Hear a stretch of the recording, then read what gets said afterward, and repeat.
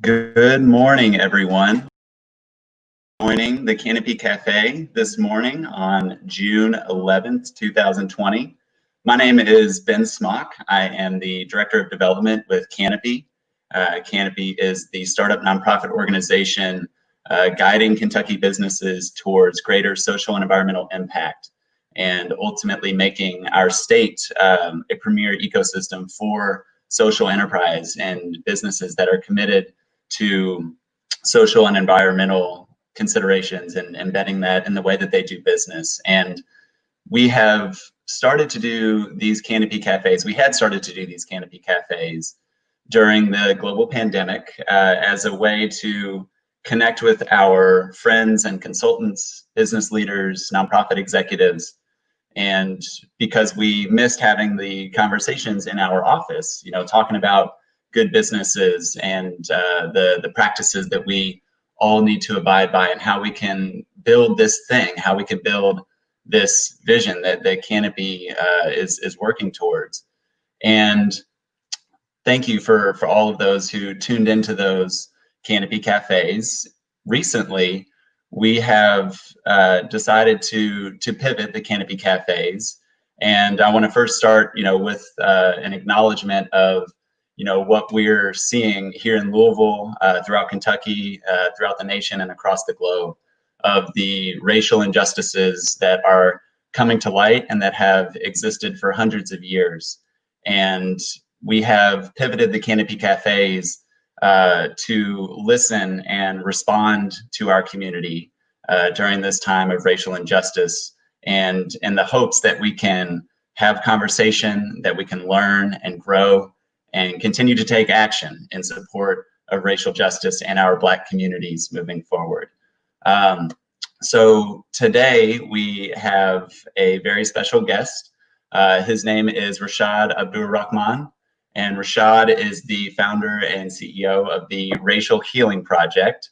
The Racial Healing Project is dedicated to helping groups, businesses, and organizations identify, contextualize, resolve inequitable outcomes that are rooted in our shared history and based in race. They offer training, consultations, strategic planning, and other services that help move you and your organization forward as it pertains to actionable, meaningful, equitable outcomes. And so with that, I would like to welcome Rashaad to the show. Hey, Rashaad. Hey, how you doing?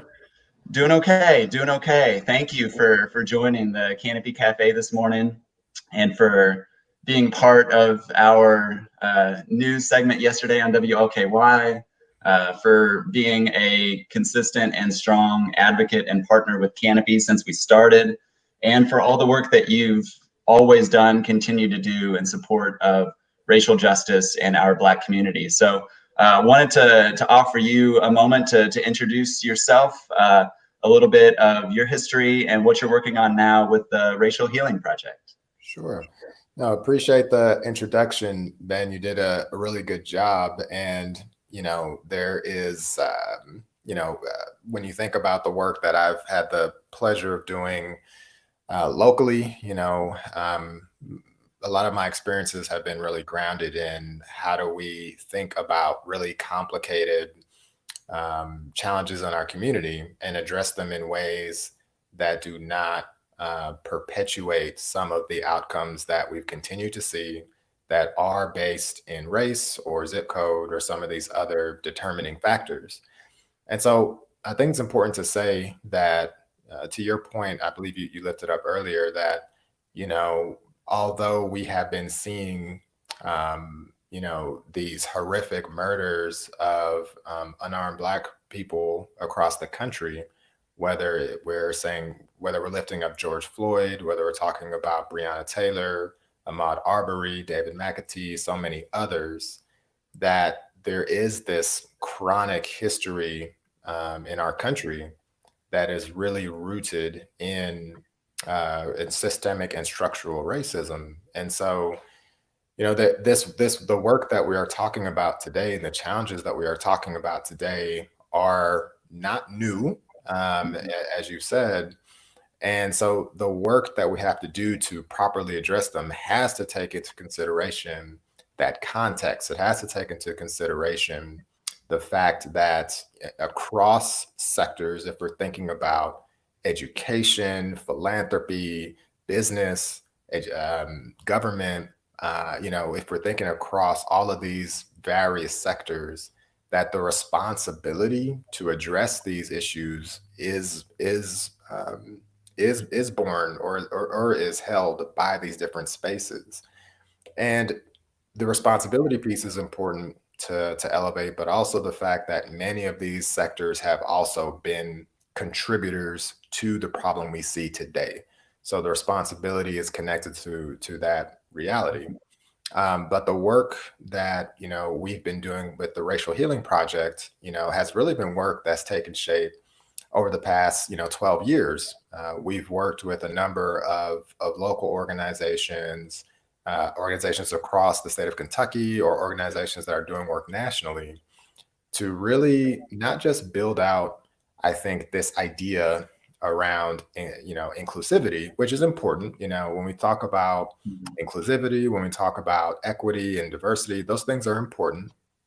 But what we've seen is that these strategies are not sufficient, and that we actually need to be talking about how do we shift our paradigms towards anti-racism. And so the work that we are doing and have been doing is really about integrating an anti-racism framework in the way we not just talk about this, but the way we actually function as institutions or function as organizations. Absolutely. And in the work that you've been doing, and for a long time, and the work that you see, especially now, where many organizations, many people are taking steps to acknowledge and to move forward, to specifically call out racism and racial injustice, specifically call out those that have been murdered. So when you're working with folks, talk a little bit about that process, and really being supportive and understanding and recognizing that we're all in different spaces as it pertains to racial justice, and the important work that you're doing. So talk to us a little bit about how you work with businesses and with people. Mm-hmm. So I think it's important to elevate two factors, right? One factor is that, particularly in business, that it has always been viewed as safer not to talk about it. It's always been viewed as safer not to engage, not to get involved, right? That's the safe choice. And I think that what's really needs to be on the mind of leaders, particularly in business, is that riding the fence is no longer safe. In fact, folks can ride the fence until they are impaled by the fence. Right. And it is just no longer a safe choice to do that. You've got to be really clear about what side of history you're going to be on, and really clear about what your company is about. What do you stand for? What are your values? What kind of impact do you want to have in the community that you serve, with your customers, but also with your employees, with your colleagues, right? What's your legacy? What's your value? How you codifying that value? So that's one really important factor. Neutrality and safety. Neutrality is no longer safe. I think another factor is that fundamentally, as a country, we don't know how to talk about race fundamentally. And that is because it is not there's no formal instruction, no formal guidance or skill building or capacity building around doing that. But also, we're very ahistorical. We don't have a good connection to our history and the history of racism, the history of dehumanization, the history of oppression, the way in which systems of power operate and generate racialized outcomes. And so there really is sort of these two variables, these two factors that really challenge organizational leadership and their ability to move the ball forward. And so I think it's really important that as folks are making statements, it's important. Like making a statement is important. You should say something. And when you're saying something, it should be explicit. It should be clear. And it should also be about your values. It should be about the commitments that you are making or going to make in terms of the work that you are doing, because the statement is the beginning, right? It's an important beginning, but it is the beginning. And so as you're moving along that continuum of action, again, towards anti-racism, then really drilling down into how does my commitment show up in my company, right? What type of goals is my company setting aligned with my values that reflect an anti-racism paradigm? And I think that's where people have to be going.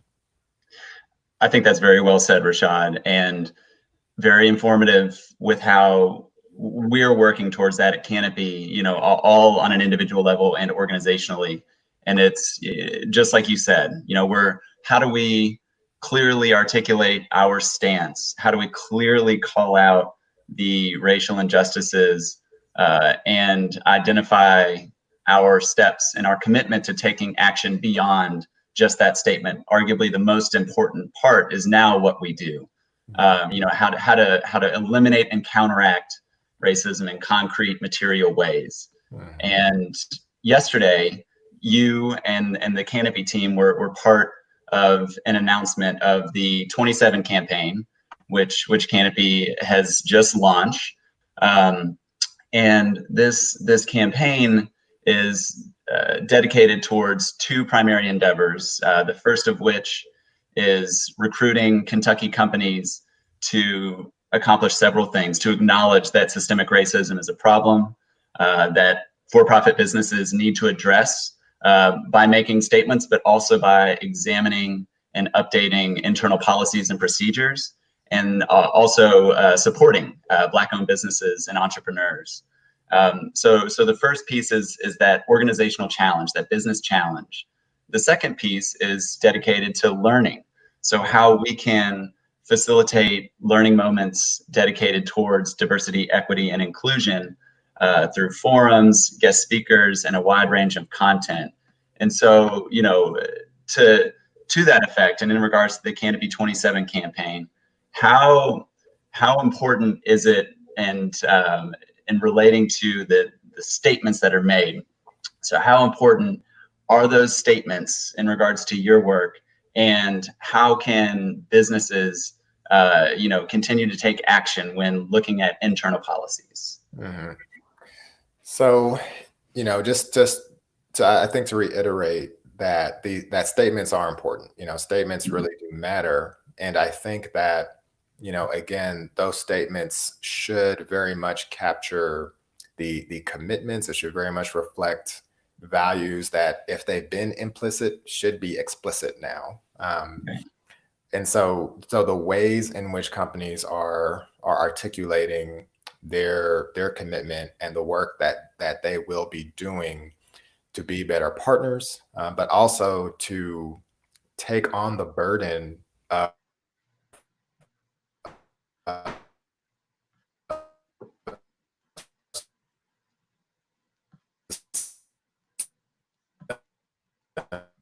making structural racism, and has white folks as well, and of companies to be doing, and of all these different sectors that I've lifted up. This is that work. To your second question about some of the things that companies can be doing, the actions that folks can be taking, the 27 campaign, I think, is a good example of how do you dedicate resources and how do you begin to put your money where your mouth is, so to speak. But it really is about how do you take your high value assets and divert them towards what you believe to be high value needs, right? And so, that's a great example of a way to, leverage resources to build capacity, to build resources, so that there is real money, real however you want to frame it, but real cash, real money, real resources that are also going to Black-owned businesses, and businesses of that kind. The other piece that I think is just important to elevate is that, again, it goes back to this idea that racism is Black and brown folks' problem. Well, it's not, right? The reality is that racism, systemic and structural, diminishes us all. And so there are a myriad of ways in which the presence of systemic and structural racism not only diminishes our shared humanity, but it has real economic impacts. It has real impacts on quality of life. It has real impacts on the ability of communities broadly to thrive. And so when we think about, this idea of who is impacted, this idea of who's responsible, we've got to really sort of broaden our understanding that this is something that everybody has a responsibility to address. And if you're thinking about ways as a company that you can do good business, doing good business means that you are part of solving complex problems rather than contributing to them or tacitly allowing them to continue occurring. Right. And I think you make a great point there. And to acknowledge the fact that the 27 campaign alludes to, 27 days of learning and a finite period of time where we're dedicating efforts right now, fully recognizing that hundreds of years of racial injustice cannot be undone or solved in 27 days or anything close to that. Mm-hmm. And so, part of this is, approaching the path forward and offering clear material ways to consistently grow. I think of it as a maturity model, right? You start with a statement and then you continuously expand on how you internalize and do various things, whether it be just simply having discussions about race, hosting inclusion events, beginning to continuously address systemic issues in your company. And so, and I'm curious, your perspective, in your work in coaching businesses, what would you say to them, as they're going through this process and the importance of keeping racial justice as a clear and consistent value organizationally in perpetuity? What do you say to business owners in regards to that? Yeah. And so, one of the things I think about is that this work cannot occur in a vacuum. It cannot occur in an ivory tower. And so, too often businesses, companies, organizations are operating in a very insular silo. This is a time to partner with community leaders, with activists. It is time to get really familiar with what Black Lives Matter is doing in your city. This is a time to engage with folks who have been on the ground for decades, who can say, here's exactly what's going on. Here's exactly where your help has been needed, but where it's needed now, right? And so, exactly. So this is no time to be insular. This is no time to close ranks, is one thing I would say.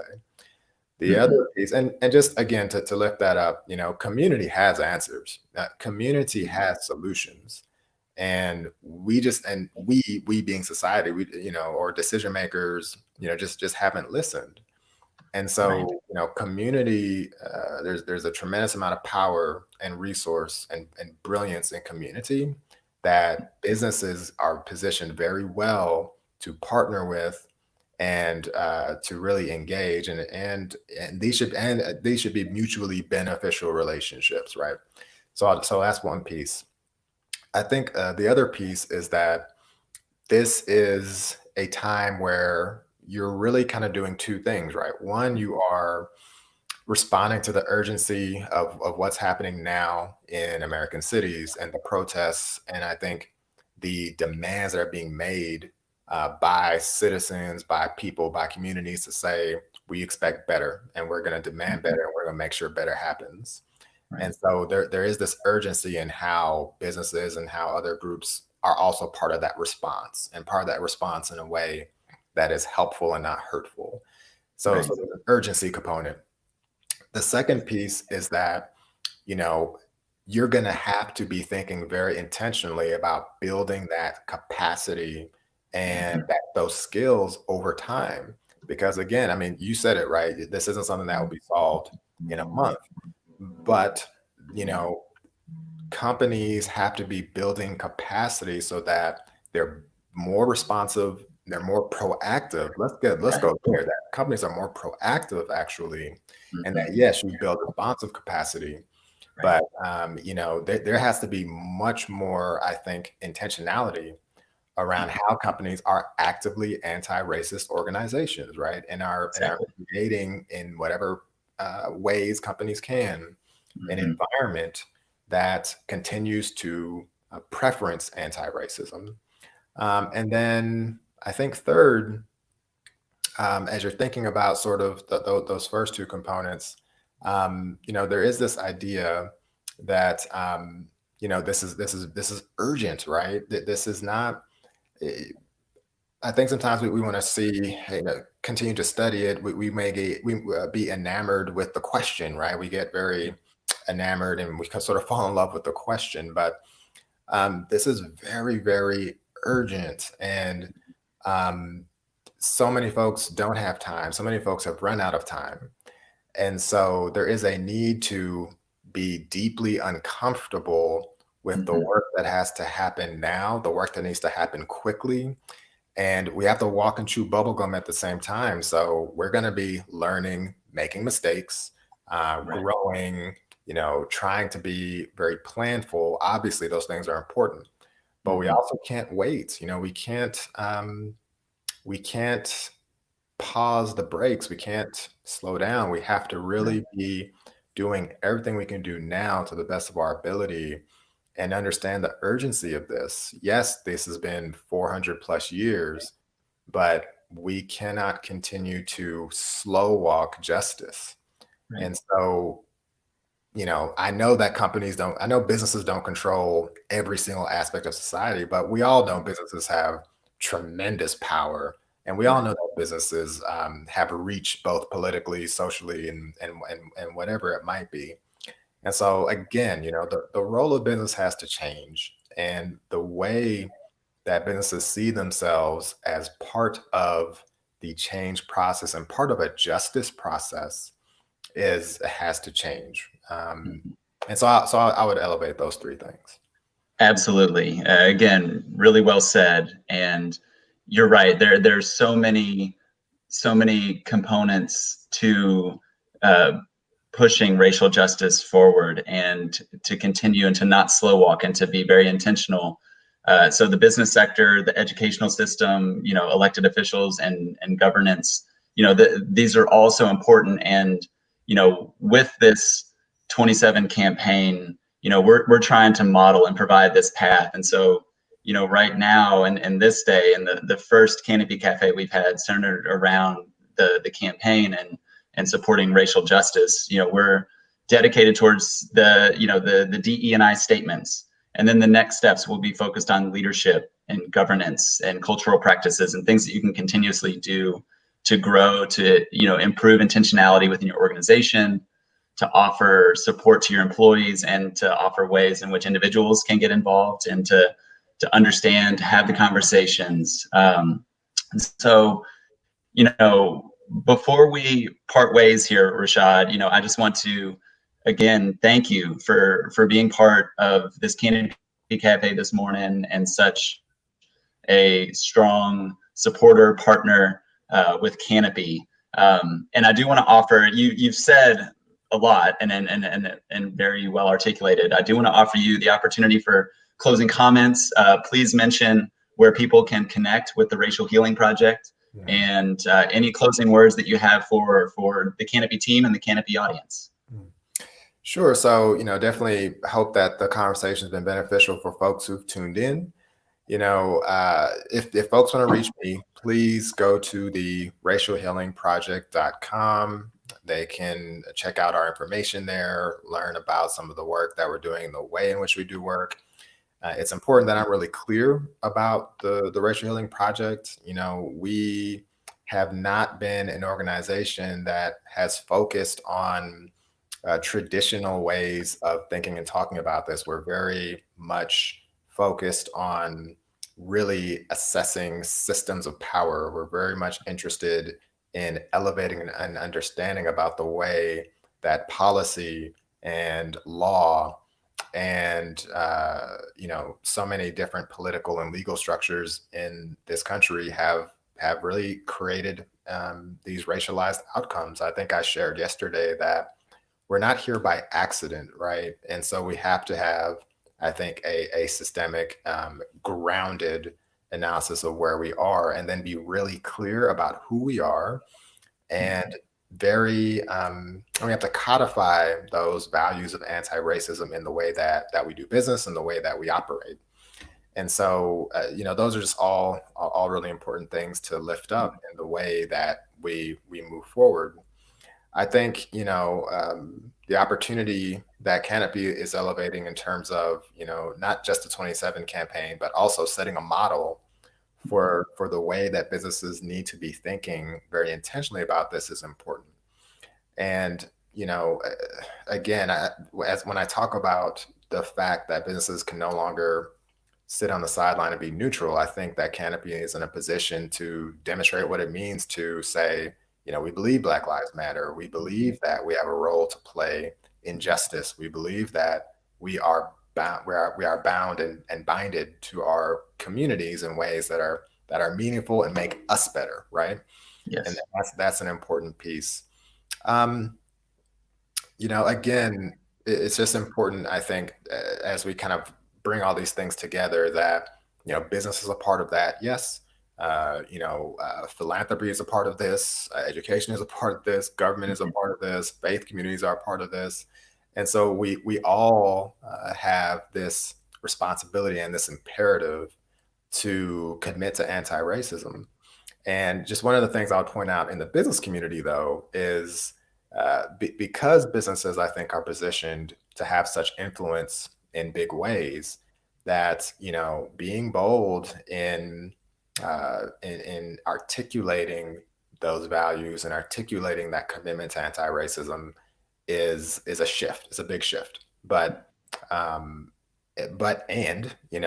shift is much needed, and we are just in a position now, and we've been in this position for a long time, but we are in a position where you've got to make a choice, and that those choices are really meaningful in this broader fight for justice.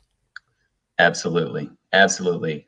Rashaad, thank you for your time, for your support, for the work that you're doing, and the person that you are. I really appreciate you showing up for Canopy and showing up this morning.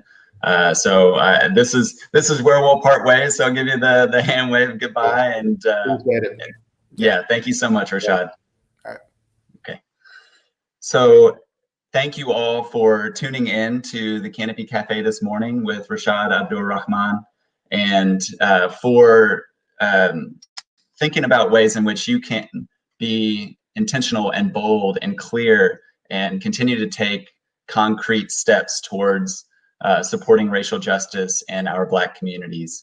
And I do want to lift up, as the call to action at the end of the show, the 27 campaign was launched by Canopy yesterday, and there are opportunities for organizations to get involved. If you're interested, please visit our website, canopyky.org.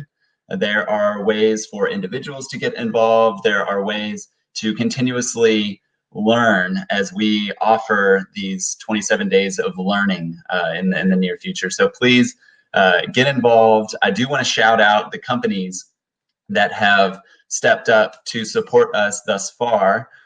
Major Holdings, Interapt, Eldridge Company, Invest 606, Print My Threads, Stoll Keenan and Ogden, WeatherCheck, Facilities Management Services, Field Trip, and Canopy. And we are working to generate as many businesses as possible. So if you're interested, please check out our website. We are also requesting donations to the 27 Fund, which will support Black-owned business in our community.